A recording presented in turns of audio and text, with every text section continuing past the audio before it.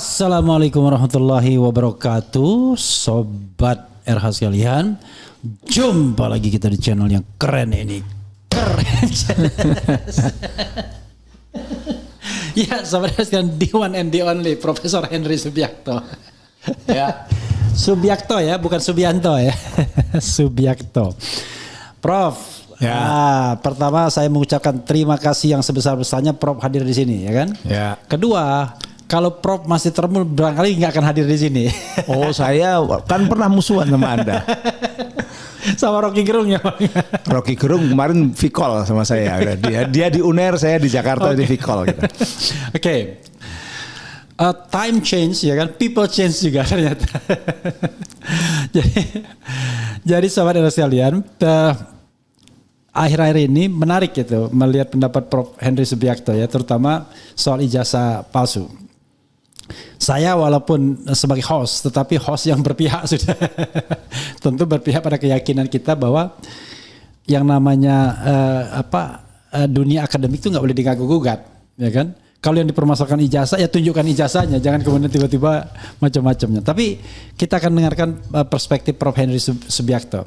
Tapi sebelumnya saya mau tanya Prof. Nah, ya. Judul kita ini kan Prof Henry Subiakto. Dari termul menjadi terpanggil. Jadi this is your time for clarification. Sebenarnya saya bukan termul. Okay. Saya ini masuk ke pemerintahan dan mendukung pemerintah itu sejak SBY. Oke, tahun 2007. 2007. Okay. Karena saya diajak oleh Rektor ITS yang jadi menteri. Okay. Saya dari UNER, Rektor ITS-nya jadi menteri, saya diajak ke Jakarta, Profesor Muhammad No. Okay. Jadi sejak itu, jadi saya bukan orang yang dapat jabatan dari Jokowi sama sekali bukan. Tetapi ketika di pemerintahan memang saya kagum waktu itu, awal-awal itu. Lihat beliau orang yang sederhana ya. Begitu kan. Bodoh, saya juga begitu. Iya, Anda kan juga waktu itu kan jadi komisaris itu kan. Saya justru nggak jadi apa-apa zaman Jokowi itu. Saya jadi staf khusus. Mensesnek. Makanya itu saya itu malah justru jabatan saya itu jabatan sejak zaman SBY nggak berubah, bahkan pernah jadi komisaris itu zaman SBY. Jokowi nggak jadi apa-apa saya itu. Tetapi karena sebagai orang yang waktu itu melihat ini harapan Indonesia, ini beliau ini orang yang tidak, katakanlah tidak memiliki kaitan dengan masa lalu dan lain-lain, orde baru dan sebagainya. Oh, ini hopes ini harapan ini. Jangan gitu salah, saya ada bukunya itu. Saya kumpulan tulisan saya, harapan itu bernama Jokowi. Nanti buku saya tentang komunikasi politik, saya udah bahas tentang komunikasi politik Jokowi yang tidak memerlukan lagi. Saya waktu itu saya menunjukkan bahwa dia ini tidak memerlukan lagi menjadi doktor atau profesor gitu ya. Tidak perlu jadi rakyat, cukup jadi rakyat untuk mendapatkan dukungan rakyat. Saya begitu waktu itu. Tapi kan kita semua kemudian lihat, tahu bahwa ada hal-hal tertentu yang harus kita kritisi pada dia. Dan itulah kemudian akhirnya semakin kuat ketika dia tetap membiarkan atau bahkan mendorong anak-anaknya menjadi pejabat itu kan, menjadi awalnya jadi wali kota Solo, belakangan sampai jadi wakil presiden, menantunya jadi gubernur. Itu terus apa gitu loh kelebihannya kalau seperti itu. Ini kritikan kita. Belum lagi ketika dia flip flop, dia ngomong A, dia di pagi hari berubah menjadi B di kemudian hari dan sebagainya. Itu jelas kita agak sulit, apalagi mengenai kasus ijazah yang sampai sekarang dia tidak mau menunjukkan ketika rakyat ingin tahu sebenarnya seperti apa, objektivitasnya itu seperti apa. Tapi sebenarnya saya menjadi kritis sama Jokowi itu sejak 2023. Ketika dia sudah mulai membiarkan anaknya ada di mana-mana itu kita udah mulai, wah ini ada something wrong ini kan gitu kan. Tapi kan kalau Gibran kan 2020. Ya kan sebelumnya udah di Solo kan. Iya, Gibran 2020. Di Solo kan. Iya. Jadi itu di situ. Kemudian ketika dia menggunakan atau memanfaatkan Mahkamah Konstitusi untuk membenarkan jalannya Gibran jadi wakil presiden, itu lebih lagi. Itu menjadi kayaknya titik balik banyak orang itu di situ. Itu begitu. Jadi yang jelas jiwa akademik itu kemudian tidak bisa dikekang kan? Ya karena ketika saya udah kembali ke perguruan tinggi, Tentu saja saya tidak bisa dong seperti dulu, seperti ketika di pemerintahan ya mau tidak mau kita loyal ya. Tapi ketika kita ini adalah ada di perguruan tinggi, kita harus melihat secara objektif dan tidak bisa ini membiarkan sesuatu yang katakanlah ada hal-hal yang perlu kita kritisi lalu kita diam. Itu tidak mungkin. Sesuatu yang aneh. Nah, sekarang kita bedah satu-satu Prof ya mengenai penersangkaan RRT ini terutama ya. Kan ada 8 tapi kita membahas yang 3 dulu karena itu 3 ini kelihatan yang betul-betul diincar. Saya ingin mulai dari banyak hal ya, tetapi yang jelas pasal yang dikenakan kepada mereka itu adalah ada 5 pasal kalau tidak salah. Pasal 210 KUHP dengan ancaman hukuman 9 bulan penjara, yaitu pencemaran nama baik. Kemudian, pasal 310 pencemaran nama baik, pasal 311 dengan ancaman hukuman maksimal 4 tahun, itu fitnah. Kemudian pasal 27A Undang-Undang ITE itu dengan ancaman hukuman 2 tahun, yaitu pencemaran nama baik dengan media elektronik. 3 ya. Lalu keempat pasal 28 ayat 2. Pasal 28 ayat 2. 28 ayat 2 Undang-Undang ITE dengan ancaman hukum 6 tahun. Yaitu penyebaran kebencian SARA yang berbau SAR tambah yang lainnya kan. Dulunya SARA lalu kemudian dirubah menjadi SAR tapi dan minoritas dan sebagainya. Macam-macamnya. Nah, disabilitas dan sebagainya. Kemudian itu 4. Nah, 5 yang enggak masuk akal tuh menggunakan pasal 32. Pasal 32 itu kira-kira ngoprak-ngaprek, ngerobek-robek, ngerusak dokumen, baik dokumen publik maupun dokumen pribadi orang. Kena itu ancaman hukumnya 8 tahun dan lebih gila lagi adalah ngoprek-ngoprek dokumen seolah itu adalah akta yang otentik. Memanipulasi informasi elektronik seolah otentik. Nah, itu kena 12 tahun penjara. 35 itu. Pasal 35. Nah, jadi 6 itu yang dikenakan kepada RRT ini. Dengan sebuah, memang mereka berpendapat dan pendapat itu secara ilmiah mereka tuangkan di dalam buku Jokowi's White Paper, ya kan? Artinya ada pertanggungjawaban akademiknya. Kalau Anda mau kritik mereka, ya kritiklah, inilah pendapat mereka yang komprehensif. Jangan piece of speech di mana gitu, misalnya suara di rakyat bersuara dan lain sebagainya. Oke, saya tidak tahu Prof mau dari mana. Silakan Prof explore baik-baiknya dan bagaimana kemudian kita bicara mengenai menegakkan keadilan terhadap 3 orang tersangka ini. Silakan. Pertama, kalau kita bicara mengenai pasal 27 ayat 3 yang kemudian berubah jadi 27A, juga pasal 28 ayat 2 yang kan ada 2 ini. Itu semua adalah jenis pidana yang ada di Undang-Undang ITE yang disebut sebagai computer related crime. Apa itu computer related crime? Yaitu kejahatan melalui komputer atau menggunakan komputer atau menggunakan informasi elektronik. Kejahatannya sudah ada sejak dulu.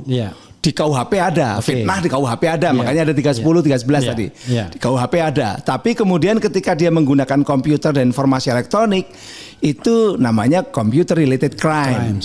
Nah, sebenarnya ketika ini ngomong 27A kemudian 28 ayat 2, ini ketika digandengkan, disambungkan atau alternatifnya dengan 32 dan 35, ini jenis pidana yang berbeda. Yang satu adalah computer related crime, yang satu computer crime. Yang computer crime yang 32 dan 35 itu kejahatan terhadap komputer atau informasi elektronik. Nah, sekarang pertanyaannya, ini mudahnya ya. Kejahatan apa yang dilakukan oleh mereka yang ditersangkakan? Ketika dia disebut kejahatan terhadap komputer atau kejahatan terhadap informasi elektronik. Seolah-olah yang diserang itu informasi elektronik, yang dijahati itu informasi elektronik. Itu 32, 35. Nah, saya mau mencoba dulu dari 27A dulu.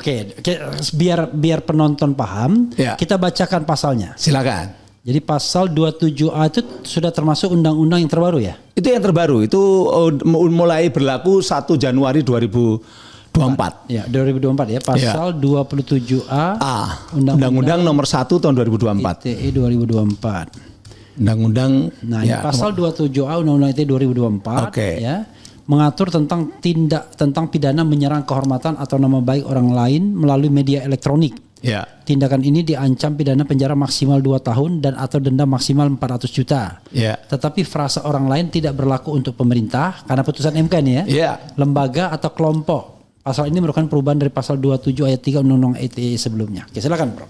Putusan MK, ya Anda perlu tahu, Ya. itu sebenarnya tidak merubah norma sebelumnya. Ya. Norma sebelumnya juga sama. Ya. Yang namanya pencemaran nama baik itu harus pada seseorang, Ya. pada natural person, Ya. pada individu yang Ya. namanya disebutkan. Ya. Cuma dulu itu belum jelas karena yang memiliki tafsir seperti itu selalu saya, karena Ya. saya tahu awalnya gitu Iya, ya. iya. Nah, ketika Tapi di MK, di polisi nggak mempan. di polisi seringkali enggak gitu loh. Pokoknya asal institusinya. Untung MK itu ketika memutuskan ya pasal itu, dia boleh dikatakan memperkuat norma yang selama ini kita sampaikan. Oke. Jadi saya bersyukur sekali itu Ya, putusan oke. karena memang MK ketika itu memutuskan itu, sebelumnya saya diundang sebagai ahli di MK tanggal 17 Desember 2024. Oke. Kemudian diputusnya itu kira-kira bulan Maret 2025. Ya. Jadi itu, tapi kasusnya 2024. Ya.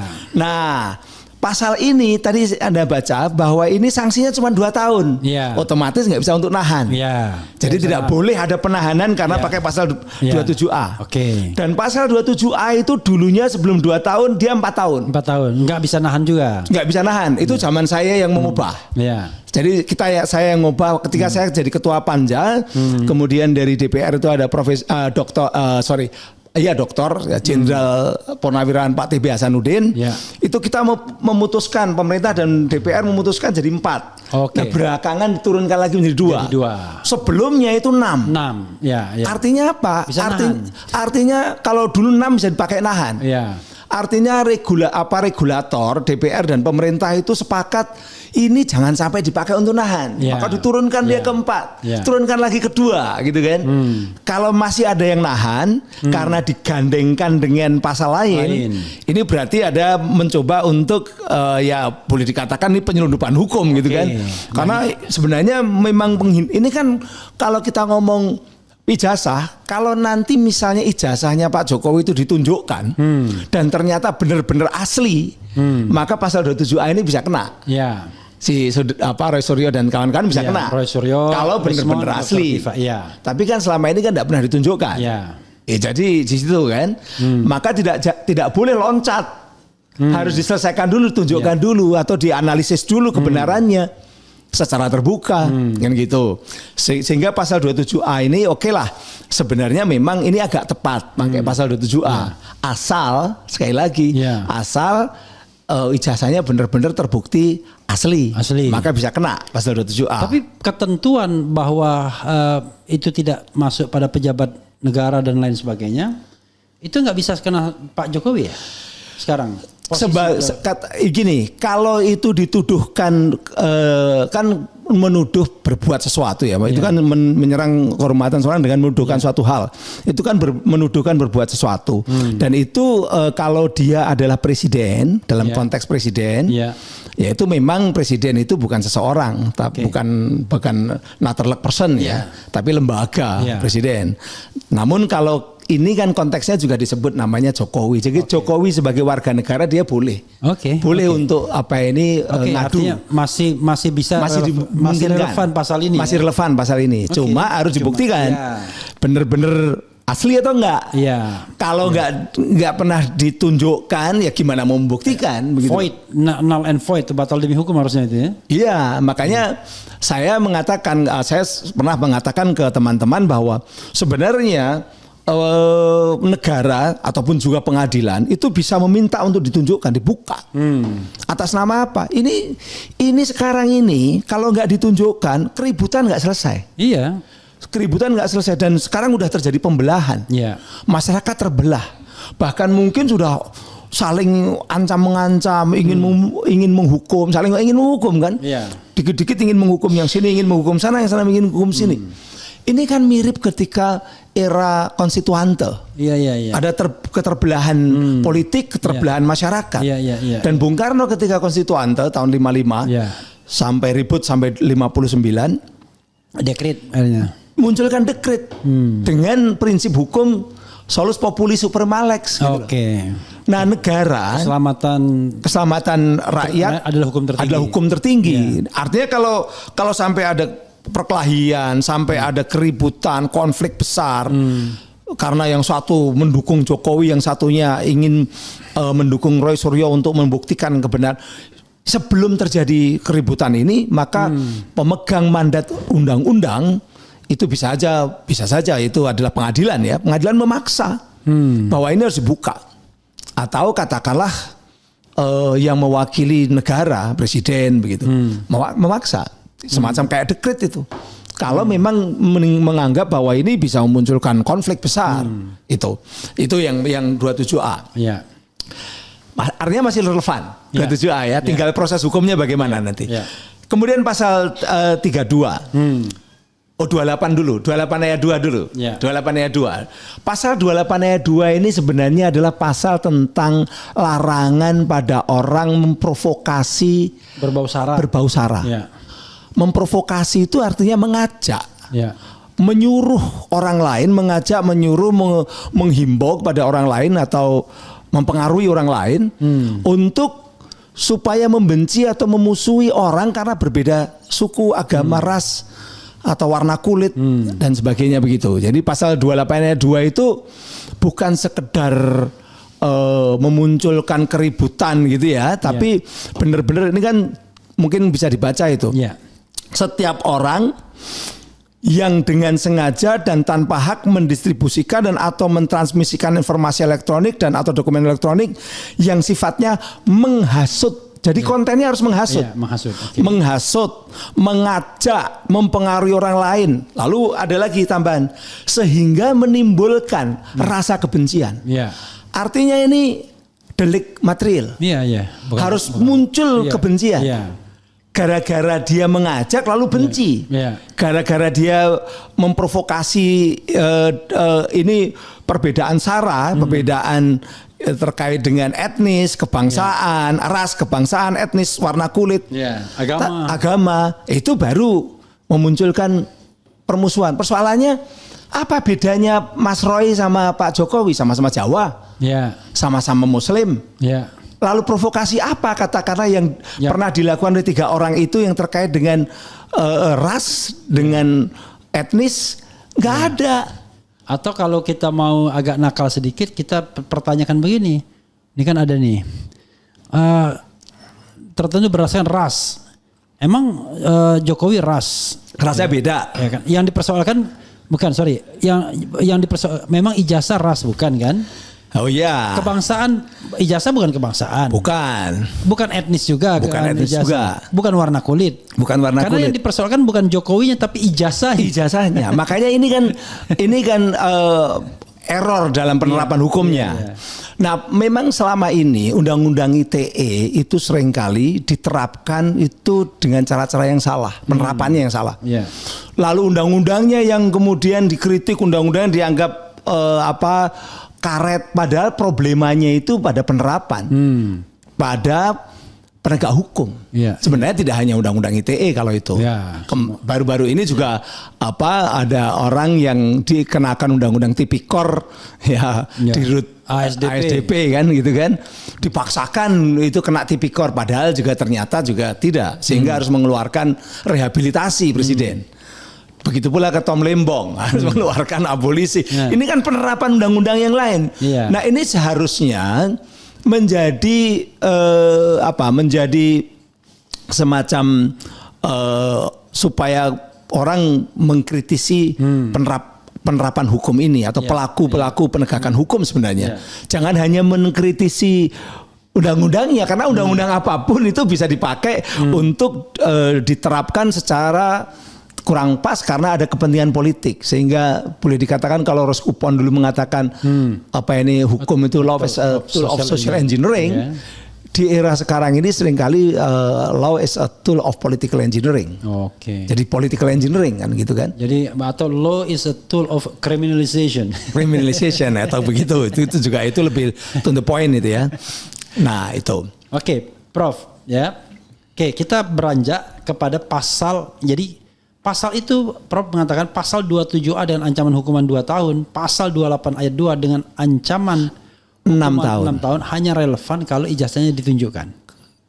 Oh kalau yang 27A itu ya. 27A, tapi 28 tidak ya. 28 ini pasalnya udah ngaco beda. ini. Ya, udah nggak tepat sama sekali. Nah, oke. Karena 28 untuk provokasi SARA, sementara itu tidak ada hubungannya dengan provokasi SARA. Jadi kalau saya lihat nih ya, ini saya menduga-duga nih, biar pembicara kita zigzag nggak apa-apa. Saya menduga-duga dari 3 RRT ini, maka yang saya bisa duga itu Dr. Tifa, itu dia bukan paling ya, dia kayaknya akan disasar pada ujaran kebencian. SARA tadi? Ya, bukan ujaran kebencian terhadap Jokowi. Iya. Ujaran kebencian itu tadi kalau dipakai undang-undang ITE ya 28 ayat 2. Iya, 28 ayat 2-nya. Iya. Nah, dia akan dikenakan itu, disasar ke sana. Kenapa? Kelihatannya yang akan disasar tweet-tweetnya kan. Tweet-tweetnya. Kalau Mas Roy itu either pasal 32 atau 35 karena dia ngoprak-ngaprik dokumen apa-apa gitu kan, yang ijazah dan lain sebagainya. Respon juga begitu. 32 35. Ya. Tapi jangan lupa ada juga penyertaan pasal 55 ayat 1 KUHP. Jadi Dr. Tifa bisa kena penyertaan juga. Nah, pertanyaan saya Prof ya. Ini sejauh mana sesungguhnya ya polisi bisa menggunakan pasal 28 ayat 2 tersebut padahal yang dipermasalahkan tidak ada kaitannya dengan ijazah satu. Tapi yang saya rasakan adalah memang dia nggak akan bicara ijazah lagi. Tapi dia cari kira-kira tweet-tweet yang dianggap berisi ujaran kebencian. Di mana ujaran kebencian itu sudah menyasar sosok Jokowi dan kemudian tiba-tiba akan dicari tuh cantolannya kemana. Kalaupun misalnya ada tweet yang terkait dengan kebencian begitu, maka kebenciannya ini kebencian apa dulu? Ya pertama itu, apakah memang kebencian yang terkait dengan tadi suku, agama, ras, etnis? Kan tidak. Iya. Ya kan, misalnya mempermasalahkan Jokowi, mengajak membenci Jokowi karena ada perbedaan suku, ada perbedaan etnis, ada perbedaan ras, ada perbedaan agama. Kalau seperti itu memang ngajak membenci karena agama beda, karena sukunya beda. Jadi itu bisa kena. Kita cek satu-satu. Apakah kebencian karena ras? Orang nggak permasalahkan ras Jokowi. Masalahnya itu kebangsaan Jokowi nggak pernah dipermasalahkan, etnis Jokowi nggak pernah dipermasalahkan, warna kulit Jokowi nggak dipermasalahkan. Karena sama, agama Jokowi nggak pernah, kepercayaannya nggak pernah, jenis kelamin nggak pernah, disabilitas mental, disabilitas nggak pernah. Itu ternyata saya baru tahu, Tifa itu orang Solo. Jadi, berarti kan rasnya sama, etnisnya sama. Bu Tifa juga orang Islam. Jokowi Islam nggak? Iya. Islamnya sama. Iya. Lalu gimana mengajak? Kebangsaannya sama. Jadi gini, yang dilarang pasal 28 itu mengajak orang lain untuk membenci sosok. Ini mohon maaf misalnya, itu ayo kita musuhin dia. Betul. Jadi dia itu agamanya salah atau agamanya beda atau apa gitu. Itu seperti itu, artinya dia memang menghasut gitu ya. Itu menghasut. Kalau ada hasutan karena berbeda agama. Dan itu tujuannya adalah tentang agama tadi, nah itu baru bisa kena. Tapi ini kan agamanya sama, agamanya sama, sukunya sama, etnisnya sama. Tidak pernah juga dipermasalahkan hal apalagi ini. Dan itu nanti harus kita lihat itu konstruksi kontennya itu kalau misalnya seperti itu. Dan itu betul-betul provokasi, bukan sesuatu yang dipikirkan atau dirasakan oleh orang. Tapi ahli itu harus melihat bahwa ada kalimat-kalimat provokasi yang sifatnya provokasi mengajak, menghasut. Ada enggak? Dan menghasutnya itu menghasut karena ada perbedaan tadi. Tapi saya sebagai orang yang juga mengamati Twitter ya, nampaknya itu kecil kemungkinan. Gitu. Yang sering terjadi Mas, pasal 28 ayat 2 ini dipakai untuk orang-orang yang dirasa katakanlah orang yang marah gitu ya, marah karena ada tweet-tweet atau ada konten-konten yang berkaitan dengan agama itu saja. Hanya berkaitan dengan agama lalu marah. Padahal tidak ada ajakan, anjuran, hasutan, nggak ada. Cuma dia mengemukakan perspektif yang berbeda misalnya. Perspektif yang berbeda. Itu pun nggak bisa itu bukan. Itu bukan. Harus ada hasutan. Dan kemarahan itu bukan jadi kemarahannya itu betul-betul sebagai sebagai akibat dari konten itu. Akibat dari konten itu. Delik material itu ya. Delik material gitu ya. Itu harus dibuktikan betul-betul dia sebab akibat. Bukan karena memang marahnya itu karena orang sensitif, karena nggak suka sama Tiffany lalu marah gitu loh. Tapi bukan itu, justru mungkin awalnya suka sama-sama orientasinya sama dengan Bu Tiffany, lalu diajak lalu akhirnya marah. Misalnya mengajak masyarakat untuk membenci orang karena orang ini dia merusak agama kita, bisa begitu. Nah kalau seperti itu berbeda bisa gitu. Oke. Tapi ini saya melihat pasal 282 ini kecil kemungkinan itu tepat. Tapi jangan salah, Prof. Pasal 28 ayat 2 inilah yang dikenakan pada Gus Nur dan Bambang Tri akhirnya. Awalnya dia dikenakan Undang-Undang 1 1946 yang menyebarkan berita bohong kan. Tapi ternyata di tingkat banding itu dihapuskan, dikenakan subsidiarnya ini, bukan yang primernya. Jadi dikenakan pasal ujaran kebencian. Padahal makanya sama dan kenanya 4 tahun lagi. Mahkamah Konstitusi kan kemudian ini juga ada putusan Mahkamah Konstitusi harus dilihat bahwa tadi benar-benar harus ada ajakan, mengajak. Kontennya itu benar-benar mengajak, menghasut, mengajak. Bukan orang marah karena beda pendapat atau orang marah karena merasa dihina. Itu karena orang merasa dihina lain lagi gitu. Tiba-tiba pakai ujaran kebencian. Lalu pakai ujaran kebencian lain lagi. Ini benar-benar sebenarnya dulu dipakai untuk menjaga supaya Bhinneka Tunggal Ika ini tidak terjadi keributan ya. Itu makanya orang yang memprovokasi kebencian pada kelompok minoritas terutama kelompok-kelompok yang berbeda suku, agama, ras, kesetaraan minoritas itu yang dilarang oleh pasal-pasal ini. Di undang-undang KUHP-nya kan ada juga pasal-pasal ini. Cuman dia tidak baru kemudian diekstensi di KUHP di Undang-Undang ITE dan tidak besar hukumannya sebenarnya kan biasa-biasa. Kalau KUHP rata-rata kan enggak ya itu di pasal 156, pasal 156A, 157 sudah ada di KUHP. Tapi kemudian di ITE ini memang cukup besar 6 tahun ya. ITE itu rata-rata memperbanyak hukuman semua itu. Prof. Oke. Jadi menurut Prof Insam pasal 27A nggak relevan dikenakan harusnya. 27A itu sekali lagi tadi ya pencemaran nama baik dengan menggunakan dokumen elektronik ya. Dan karena itu tidak berlaku untuk pejabat pemerintah dan lain sebagainya institusi ya. Kalau itu adalah terkait dengan kebijakan tetapi dalam konteks ini tidak tepat juga untuk Pak Jokowi karena apa tadi? Ya karena Pak Jokowi ketika ini kan dia disebut namanya. Ketika sudah nama, jadi bukan presiden, sudah nama dia sebagai warga negara punya hak. Dulu Pak SBY juga pernah menggunakan hak itu. Ya jadi hampir sama lah. Kita juga harus fair lah. Jadi orang yang disebut namanya kalau itu adalah sebuah tuduhan dan tuduhan itu bisa mempengaruhi hidupnya, maka dia punya hak untuk mengadu.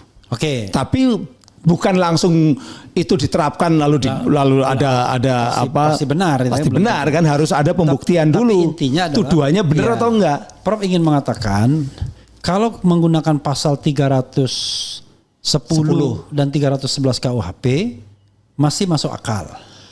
Tapi belum tentu juga. Karena kalau 310, 311 itu harus di muka umum.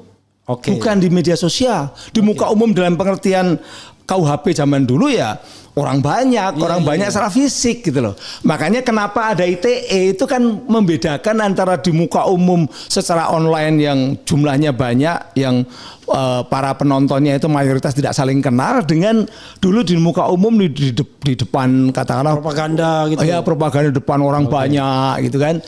Makanya pasal 310 311 itu di muka umumnya kan beda dengan ITE gitu. Tetapi makanya lalu kenapa ITE menjadi lebih tinggi gitu kan? Karena bisa diulang-ulang, jadi tidak tepat juga kalau lebih diulang-ulang tapi juga mudah. Jadi mudah terjadi mudah terjadi pembuktiannya. Makanya tetap kalau memang dia katakanlah tadi Bu Tifa itu Dr. Tifa itu di Twitter pakai ITE bukan pakai 310 311. Tapi kalau yang ancamannya 2 tahun. Ancaman 2 tahun. Tapi kalau dia tulis kemudian ditempelkan orang banyak di pasar gitu. Orang banyak. Itu baru pakai 310 311. Menarik ya. 2 tahun ya kalau enggak hanya 2 tahun. Kalau itu 2 tahun kan yang di dokumen elektronik itu. Jadi kalau dalam konteks mereka tidak di muka umum, maka pasal KUHP harusnya nggak bisa digunakan. Nggak bisa. Dan ini nampaknya memang seperti biasa. Undang-undang dipakai karena ada kepentingan relasi antara penegak hukum dengan yang melaporkan, atau mereka-mereka yang punya hubungan dengan penegak hukum. Jangan sampai seperti itu terjadi. Selama ini kalau saya melihat, begitu banyaknya kasus-kasus yang tadi bahwa tidak tepat menggunakan undang-undang ITE, tapi dipakai undang-undang ITE, karena ada relasi antara penegak hukum dengan yang lapor. Nah ini kasus Dr. Tifa dan lain-lain dan Roy dan ini kan menjadi perhatian publik. Jadi perhatian publik saja berani pakai pasal-pasal yang kurang pas. Apalagi yang tidak jadi perhatian publik, dan itu jumlahnya banyak sekali. Saya juga sedang nangani kasus podcast seperti ini. Saudara Rudy Kamri kan juga kena. Oh, dilaporkan oleh orang ke polisi. Bukan, lapornya ke polisi, ya pasti ke polisi. Yang lapor itu orang pengusaha besar. Pengusaha besar gitu ya. Ada pengusaha yang katakanlah agak berkelahi. Kemudian karena pengusaha yang satu itu menjadi whistleblower, menunjukkan adanya korupsi. Pengusaha yang disebut korupsi yang terkait dengan para pejabat, itu yang kemudian melaporkan pengusaha ini maupun melaporkan Rudy Kamri podcast. Melaporkan YouTube-nya, melaporkan YouTube channelnya, lalu YouTube channelnya disita. Makanya harus bikin yang baru lagi. Followernya mulai nol lagi kan gitu. Bayangkan kalau misalnya saudara Bung Refli juga disita gitu. Kesalahannya adalah dia kasih, mestinya nggak boleh, jangan dia kasih kan. Mestinya ke penegak hukum bilang, Anda mau nyita yang mana, konten yang mana? Ya konten itu aja. Memang itu tapi udah terlewat, saya juga nggak tahu. Tapi ini intinya saya mengatakan bahwa di kasus yang menjadi perhatian publik saja, penerapan hukumnya ngawur, gitu loh. Nekat. Apalagi nanti kalau kita bahas yang pasal 32 dan 35 itu. Kita bahas pasal 32 dan 35, pasal yang nekat.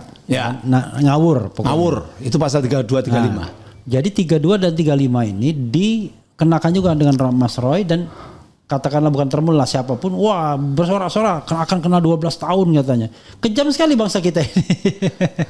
Kok hobi sekali melihat orang mau dihukum apa-apa dengan sebab yang gak jelas itu. Kalau dia maling ayam, koruptor ya gak apa-apa dihukum. Ini aktivis akademisi.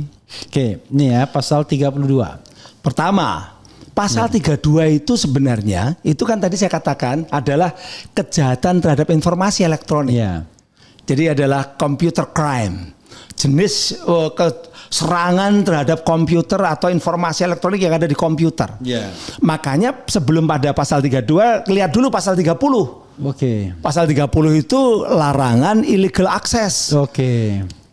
Munculnya orang bisa mengubah-ubah, mengurangi, kan pasal 32 itu kan gini, setiap orang dengan sengaja tanpa hak melanggar hukum mengubah, menambah, mengurangi, merusak, menghilangkan, kan begitu kan, mentransfer informasi elektronik atau dokumen elektronik pada orang yang tidak berhak. Nah ini sebelum dia bisa mengubah, menambah, itu pasti mengakses dulu. Makanya pasal 30 itu dimulai dari 30. Jadi pertanyaannya adalah Roy Suryo mengakses yang mana? Mengakses yang mana? Kan gitu kan. Ketika dia mengakses saja itu kena 7 tahun. Mengakses itu 7 tahun. Kemudian mengakses dengan menabrak itu pasal 30 ya, menabrak katakanlah ada cyber security-nya, itu baru naik lagi dia. Naik lagi.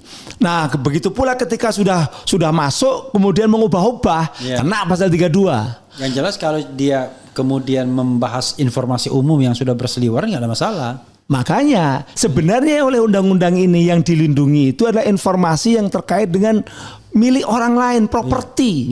Properti yang memang disembunyi atau disimpan secara dengan cyber security juga. Misalnya disimpan di HP kita, di laptop kita, itu kan ada password.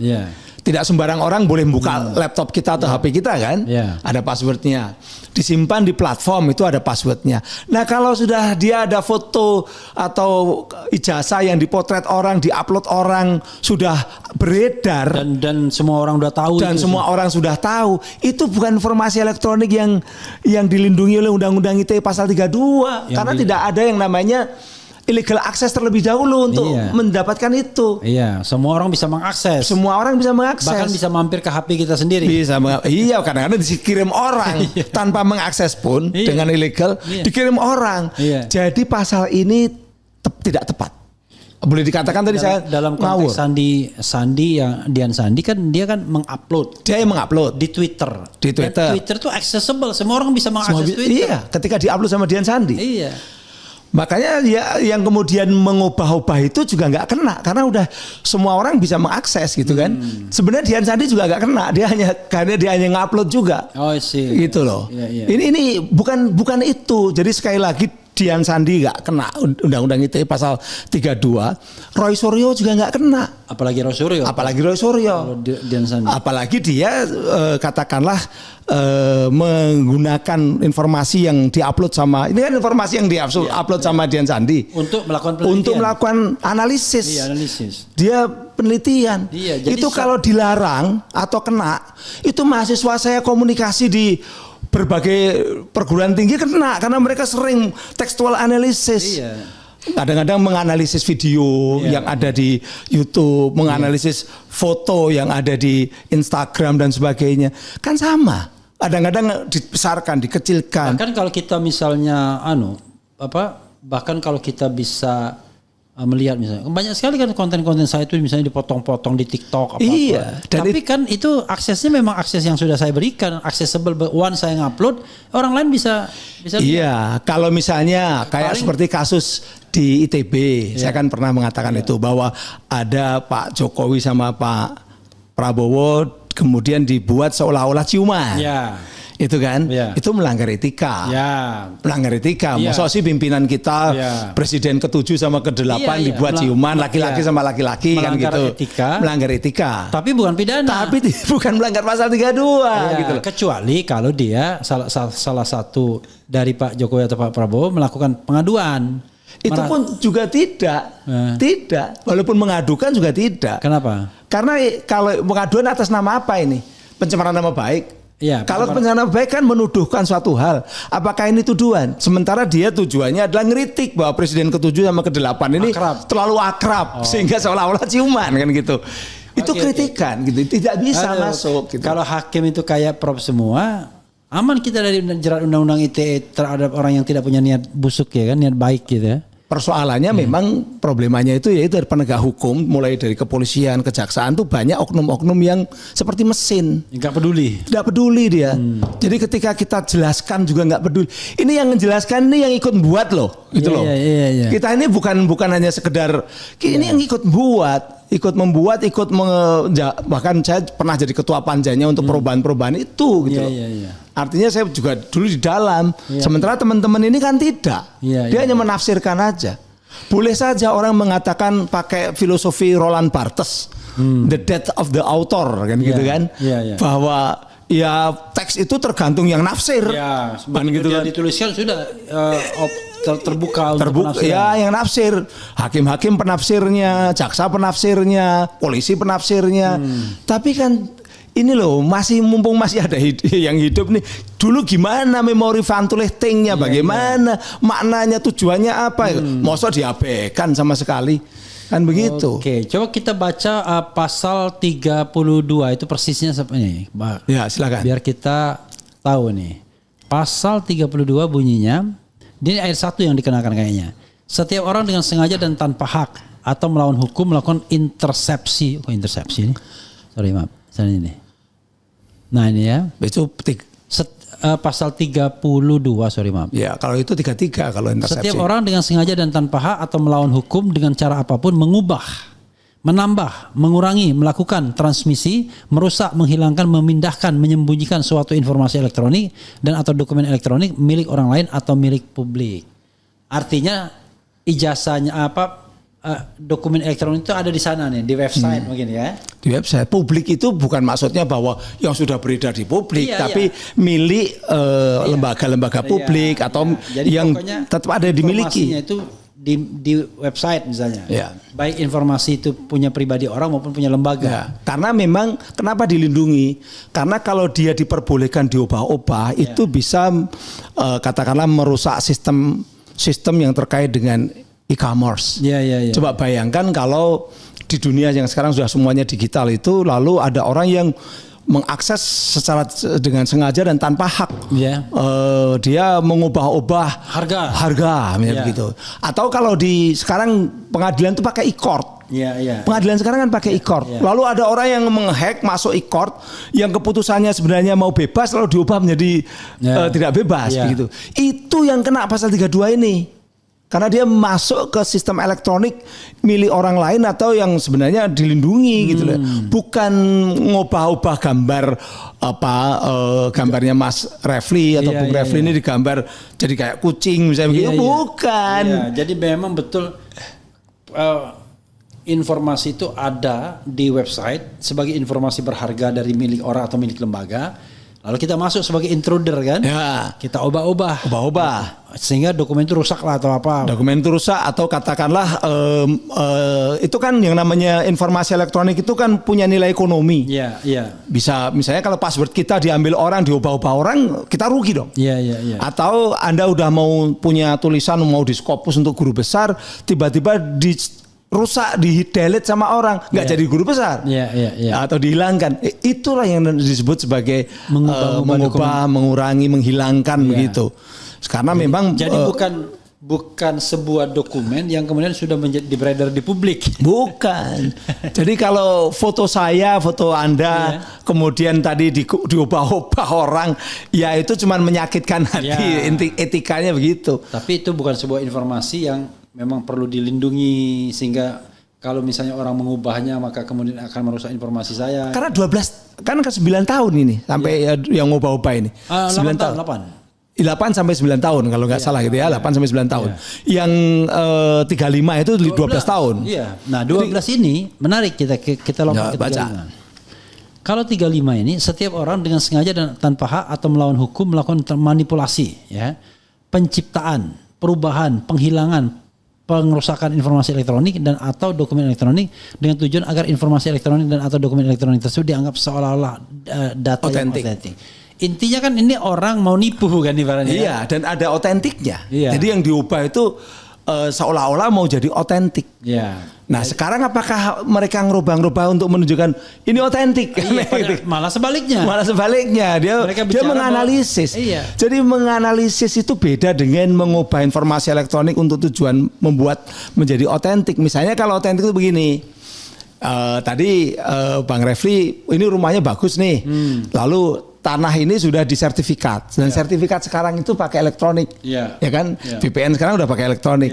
Lalu saya ubah nih, saya hack, saya ubah sertifikatnya yang elektronik itu ketika di print menjadi nama saya. Iya. Lalu saya bisa mengklaim ini rumah saya, begitu. Dan itu membuat seolah itu otentik. Otentik itu 12 tahun. Atau tadi yang e-court tadi, hakim itu jelas-jelas sekarang pakai e-court, makanya agak cepet dia mereka. Itu kemudian keputusannya diubah-ubah sama orang yang tidak berhak. Nah itu pasal 35 ini yang kena gitu loh. Bukan sembarangan foto atau itu lalu kena gitu loh. Kalau gitu mudah sekali kita kenanya kan, lama-lama nanti penuh. Nanti pengadilan penuh, kemudian juga penjara penuh gara-gara anak-anak kita yang bikin meme, bikin AI, itu kan mengubah-ubah juga seolah-olah asli. Jadi dari pasal-pasal yang dikenakan itu adalah ada pasal yang masih relevan. Ya, 27 ayat A, 27A itu masih relevan. Masih relevan. Ada yang sudah tidak relevan lagi. Jadi satu-satunya bisa dikenakan 27A itu. 27A. Dan itu pun ancaman hukumnya cuma 2 tahun. Hanya 2 tahun. Tidak bisa ditahan. Dan itu pun belum tentu terbukti kan? Dan belum tentu terbukti dan tidak bisa ditahan. Jadi artinya nanti ke depan ini nggak boleh ada alasan apapun untuk menahan mereka. Kalau itu pakai 27A memang yang itu yang relevan. Iya. Gitu loh. Tapi ada kepalang 32 dipakai, semua 35 dipakai. Itu kayak Habib Rizik dulu. dia bikin Maulid Nabi melanggar undang-undang kesehatan, ancaman hukumannya 1 tahun. Tapi kalau cuma 1 tahun nggak bisa nahan, maka digunakanlah pasal 160 KUHP soal penghasutan. 6 tahun ditahan dia. Ya itu artinya dia mencoba untuk suatu hal perbuatan itu dijala dengan banyak sekali pasal dan pasal-pasal yang dipakai itu adalah pasal-pasal yang sanksinya di atas 5 tahun semua untuk menahanan. Dan itu memang udah menjadi semacam fenomena yang seringkali kenapa pasal 27 ayat 3 yang sekarang jadi 27A itu kenapa jadi 2 tahun? Gara-garanya sering dipakai dulu untuk nahanin orang dari sejak Prita Mulyasari sampai kasus-kasus yang ada di Surabaya, di Jakarta, di mana-mana, di Makassar gitu loh. Nah, masalahnya Prof tadi saya mau ngomong apa? Lupa saya. Jadi saya ingin setelah melihat fenomena ini ya, apa appeal Prof terhadap penyelesaian masalah ini? Orang mengatakan, wah ya udah hadapi aja pengadilan, kayak dia paham pengadilan kayak bersih aja, pengadilan tidak berpihak kan? Kalau sudah kasus-kasus begini kan kita tahu lah behind this skenario-nya. Nah, cuma kira-kira apa advice Profesor kalau seandainya misalnya disuruh menyelesaikan soal ini dengan cara sebaik-baiknya dan setataatnya pada aturan hukum? Iya, kalau saya pertama memang benar sekarang ini saya ini udah punya pengalaman berkali-kali menjelaskan di pengadilan juga. Kadang-kadang hakim kelihatan mantuk-mantuk begitu ya, tanya tiba-tiba putusannya beda. Tidak sama sekali tidak mendengarkan pendapat totally different. Dan itu berkali-kali ya. Artinya kayak kemarin juga begitu kan, kasusnya di Rut ASDP kan, walaupun Prof Renald Ghazali menjelaskan dengan berbusa-busa di pengadilan, tetap aja kena 4,5 tahun. Baru kemudian presiden yang turun. Kan begitu kan? Presiden yang turun untuk memberikan rehabilitasi. Nampaknya memang ini juga seperti itu. Kalau nanti sampai ke pengadilan, dan jangan berharap pengadilan itu akan bisa fair seperti yang kita ucapkan tentang pasal-pasal itu maknanya seperti itu. Ini pasal ini pasal yang keliru penerapannya. Tapi berkali-kali saya ketemu sama berbagai hakim, nampaknya mereka itu ya sulit untuk diberitahu, gitu kan? Dan ada semacam jurisprudensi bahwa pasal-pasal itu dikenakan sekenanya aja. Iya, pokoknya. Ya kayak tadi kasusnya Habib Rizik dan sebagainya itu. Ya seperti itu yang terjadi. Makanya lalu kita masyarakat tuh perlu juga menjaga ini supaya benar-benar siapa hakimnya. Jadi pengertian menjaga itu betul-betul kita ngawasi, kita marking ya. Kita ngawasi. Jadi sesuatu itu kalau diawasi oleh publik yang kita terlibat itu kan lebih hati-hati. Iya. Tapi kalau sampai ini yang udah diawasi, kita perlu tahu sebenarnya hakimnya siapa, ahlinya siapa. Kadang-kadang Mas Bung Refli, saya tahu bahwa undang-undang ITE ini seringkali diterapkan secara salah. Ahlinya itu ahli-ahli yang sudah langganan sama mudah untuk memasukkan pasal-pasal itu. Jadi kelihatannya ahlinya itu ahli yang dipesan untuk bagaimana cara mencari agar orang ini masuk. Nah itu perlu juga diungkap ke publik supaya universitasnya atau kampusnya tahu bahwa ahlinya ini ngawur, berbeda dengan minimal berbeda dengan Henry Subiakto bisa begitu loh. Gitu loh. Ini siapa gitu loh. Jadi perlu diungkap ini ahlinya siapa yang diundang, kemudian jaksanya dan juga hakimnya untuk bagian dari kontrol. Jadi menarik terutama untuk kasus-kasus yang besar seperti ini. Kasus RRT ini ya. Jadi Prof, kalau Prof kemudian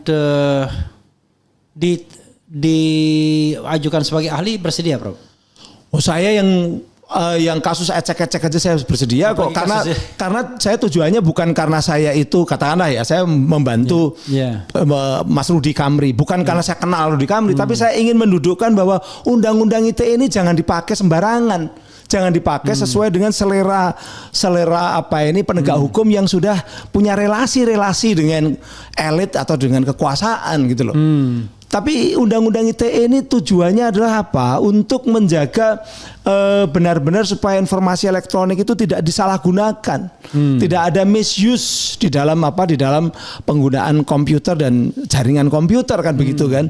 Tapi bukan berarti bahwa ini bisa dipakai untuk mengkriminalkan orang secara sembarangan. Nah, saya biasanya masuk ke situ, masuk untuk mendudukkan undang-undangnya. Apalagi ini terkait dengan tadi kebutuhan Indonesia memang masyarakatnya udah butuh tahu sebenarnya presidennya itu kayak apa aslinya. Ini kan keingintahuan masyarakat sekarang tinggi sekali. Saya mengikuti hak untuk mendapatkan informasi jadinya. Iya, ini people's right to know, hak masyarakat untuk mendapatkan informasi. Dan sekali lagi bahkan mungkin negara ini membutuhkan sebuah solusi undang-undang hukum yang untuk supaya tidak terjadi konflik. Yaitu mau tidak mau adalah membuka informasi itu, membuka ijazah itu seperti apa aslinya. Jangan dikorbankan hanya gara-gara satu ijazah atau kata satu hal itu. 8 anak warga negara terancam. Seluruh warga negara terancam atau katakanlah akan terjadi konflik besar. Ini kan terjadi konflik besar. Minimal sekarang udah terjadi di medsos ya. Tapi kan bisa juga itu yang namanya digital outrage, kemarahan digital di medsos itu kemudian terimplementasi di dunia fisik kan bisa terjadi. Ya kalau ada pemicunya. Misalnya ada bentrokan di pengadilan atau apa, itu bisa. Makanya ini kearifan negara, ini perlu sekali. Tadi sekali lagi bahwa Indonesia pernah terbelah dan kemudian menyatu karena presidennya ambil alih dengan solus populi suprema lex, dekret presiden waktu itu.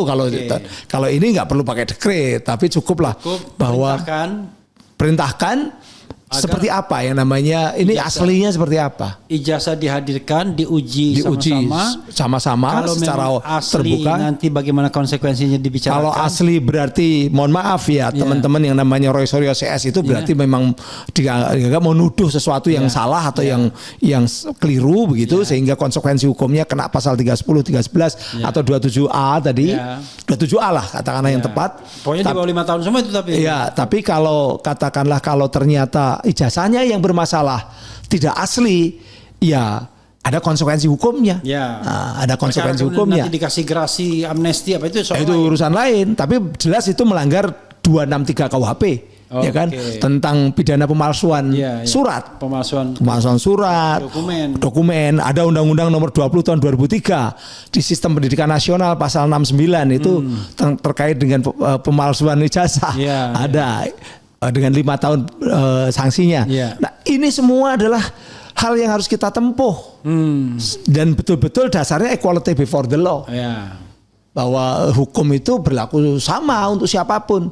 Bukan karena dia adalah tokoh nasional lalu beda. Ya enggak lah. Kalau memang ijazah saya disangsikan lalu mau dibuka, silahkan saya buka ijazah saya, diteliti juga boleh. Begitu pula bagi tokoh. Gitu. Apalagi tokoh. Itu. Prof, ada satu hal yang saya sendiri sudah menangkap bau-baunya, bahwa nanti penyidik itu tidak akan masuk atau menukik pada pembuktian ijazah itu palsu atau tidak.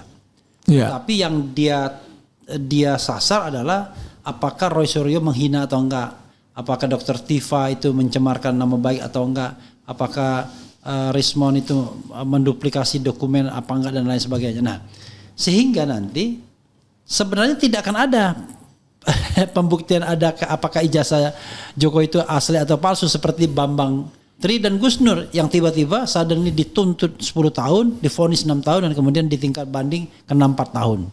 Gimana Prof melihat ini? Ya, sekarang satu lagi tambahan. Pasal menyebarkan berita bohong itu dihapus. Karena berdasarkan pengalaman Gus Nur dan Bambang Tri, ketika berita bohong masih menggunakan Undang-Undang 1 1946 dan belum dimasukkan ke Undang-Undang ITE ini, itu 10 tahun dia berdasarkan itu, tetapi di tingkat banding nggak relevan karena dianggap kalau ini berita bohong, berita aslinya mana nggak pernah. Iya. Dan itu di-drop sama polisi. Iya 28 ayat 3 kan, Iya, pasal 28 ayat 3 iya. itu pertama harus ada mana aslinya, mana bohongnya, Iya, kemudian kalau itu kan juga harus menimbulkan kerusuhan Iya, atau keonaran fisik. iya. Itu harus ada keonaran fisiknya, iya. harus ribut dulu kan begitu. Itu memang tidak relevan, tapi kalau itu masih dipakai itu tambah kelihatan ngawurnya lagi kan gitu. Tapi oke lah, udah di-drop itu sudah bagus. Iya, tapi Berarti kan, tinggal 28 ayat 2. Iya, arahnya kan tidak akan ada pembuktian ijazah akhirnya. Nah kalau seperti itu berarti ini ada tadi persoalan people's right to know tadi. Ya ada hak masyarakat untuk tahu. Makanya Presiden harus turun tangan tuh. Iya. Untuk to fulfill gitu kan. Iya ini kan hak masyarakat untuk ini kalau presiden tidak turun tangan ini juga bisa mempengaruhi katakanlah image presiden sendiri. Seolah-olah beliau tidak fair ketika melihat kondisi seperti ini. Ini memang hal yang kelihatannya sederhana tapi sederhana kan hanya persoalan tunjukkan gitu kan. Tapi menjadi rumit karena orang tidak mau menunjukkan dan justru orang menyangka-nyangka kenapa nggak mau ditunjukkan. Ya makanya saya berkali-kali mengatakan ijazah itu kebanggaan. Iya. Anda kan alumni UGM juga kan? Iya.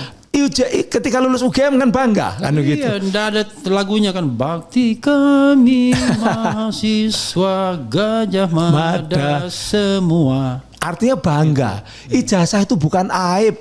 Ijazah itu bukan penyakit. Kenapa tidak mau ditunjukkan? Justru ketika semakin lama diputar-putar nanti adalah problemnya adalah efeknya itu saya sebagai orang komunikasi nih dampaknya adalah pada kredibilitas, pada kepercayaan. Dan semua orang yang membenarkan ijazah itu ada asli dan lain sebagainya akan kehilangan kehilangan legitimasi, kehilangan integritas, kehilangan moral standing untuk berbicara di publik lagi karena dia membela sesuatu yang sudah irasional. Iya.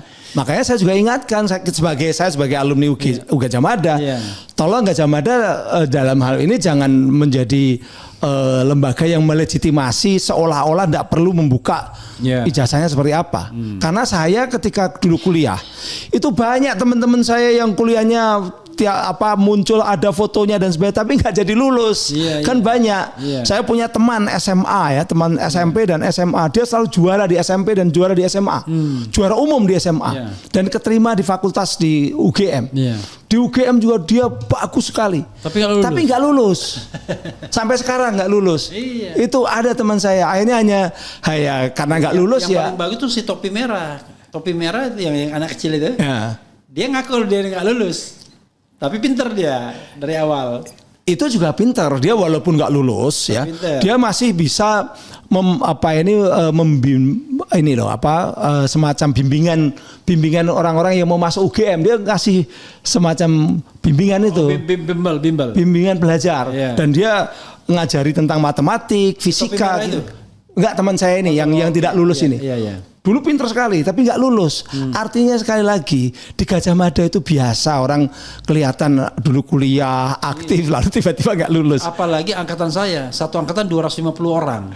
Ya gimana kita tahu apa dia lulus apa enggak? Iya. Bahkan semester pertamanya udah hilang dia. Makanya kalau sekarang begitu reuni ada dia ikut. Iya, makanya kalau sekarang diminta untuk menunjukkan ijazah itu bukan suatu yang berlebihan. Itu bagian dari objektivitas dan etika ya. Ini Prof udah lihat waktu nih kan. Ada tadi saya janji kan. Nah, pertanyaannya Prof ya. What should be what we should be? Sorry. Saya mau bilang apa yang saya harus lakukan. What we should be should do ya kan. Apa yang harus kita lakukan? Ya kalau sekarang sebenarnya kita sudah dengan mengkritisi, mengingatkan kepada polisi, kemudian menyarankan supaya Pak Jokowi membuka sajalah ijazahnya. Kalau Bapak tidak membuka ijazah, justru Bapak akan semakin kehilangan kredibilitas. Bukan hanya Bapak yang kehilangan kredibilitas, institusi yang selama ini mendukung kayak misalnya kayak UGM juga bisa kehilangan kredibilitas kalau tanpa ada dibuka. Karena kenapa tidak dibuka? Alasan apa lagi? Mau nunggu ribut, mau nunggu katakanlah ada benturan-benturan. Kalau saya konkret aja, kalau memang ijazah Pak Jokowi itu memang palsu, misalnya ya, karena itu dia resisten untuk membukanya, udah saya himbau aja ke Pak Prabowo, ya kan? Sudah, yang penting adalah telling the truth, Ya kan seperti rekonsiliasi Komisi Kebenaran dan Rekonsiliasi itu. Dia telling the truth, oh ya saya nggak punya ijazah, memang ijazah ini palsu, tapi kemudian dimaafkan. Kalau dalam krisis komunikasi, dalam ilmu komunikasi, kalau terjadi sesuatu yang ketidakpastian, kemudian ketidakpercayaan itu memang harus telling the truth, honestly, harus jujur. If you are at fault, apologize. Jadi kalau salah ya minta maaf. Dan publik pasti akan muncul yang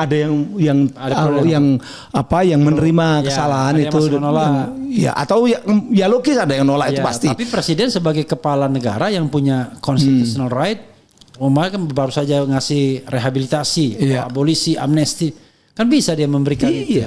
Dulu diadili dulu lah. Bill Clinton ketika ketahuan selingkuh sama Monica Lewinsky itu, apa yang dilakukan?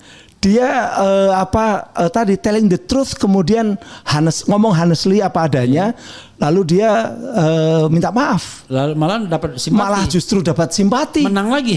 Dia menang lagi, minta maaf kepada istrinya, minta maaf kepada anaknya, minta maaf kepada masyarakat yang mendukungnya, malah dapat simpati. Tapi kalau dia tetap menyembunyikan, itu menunjukkan bahwa ini kayaknya tidak ada yang memberikan nasihat dari sisi komunikasi. Karena komunikasi itu tadi bahwa justru orang kalau ada sesuatu yang keliru, salah, itu harus apologize, minta maaf.